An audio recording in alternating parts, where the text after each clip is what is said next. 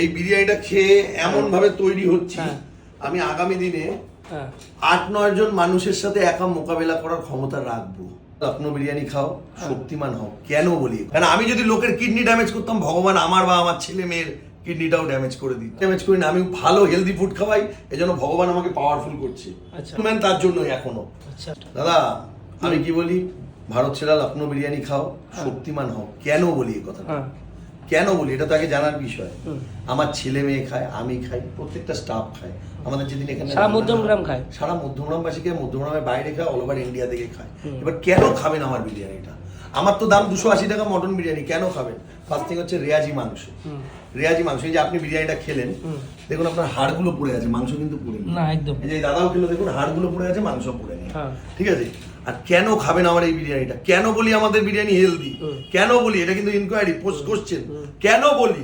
বলার কারণ আছে। তার কারণ হচ্ছে আমরা বিরিয়ানিতে আজিনামোটোটা ইউজ করি না।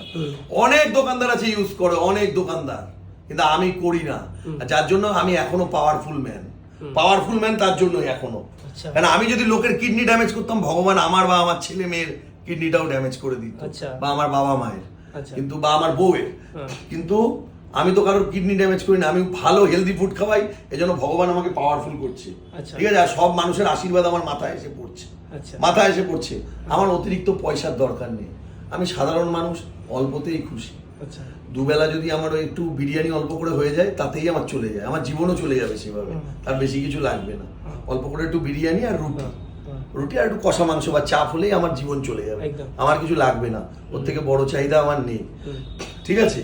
কিন্তু আমি কিন্তু নিরোগ, এবং আমি কিন্তু একটা পাওয়ারফুল ম্যান। আমি তোমাকে দেখাচ্ছি, আমি কিন্তু যথেষ্ট পাওয়ারফুল ম্যান। কেন? তুমি দাদা আমার বাইসেপটা একটু ধরে দেখো তো কতটা শক্ত।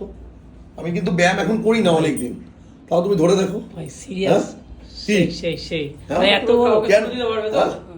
দাদা আমি হচ্ছি এই বিরিয়ানিটা খেয়ে এমন ভাবে তৈরি হচ্ছে আমি আগামী দিনে 8-9 জন মানুষের সাথে একা মোকাবেলা করার ক্ষমতা রাখবো। এটা আমি গ্যারান্টি দিয়ে বলছি। এই বিরিয়ানি খেলে কিন্তু আমি মারামারি কারোর সাথে করব না, কিন্তু সেই শক্তি আমার মধ্যে থাকবে।